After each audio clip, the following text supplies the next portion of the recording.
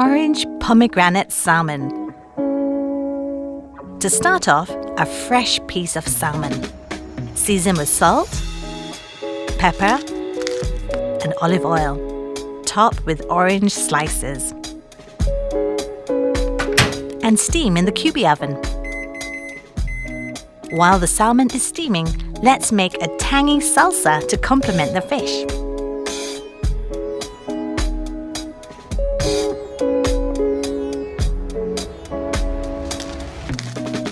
For the sides, pan-fry seasoned potatoes and tomato.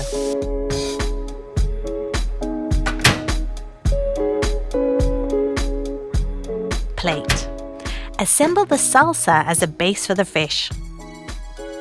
Assemble all the other ingredients and garnish.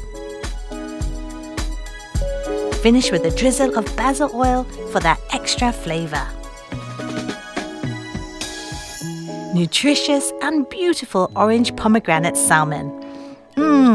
Delicious. Panasonic.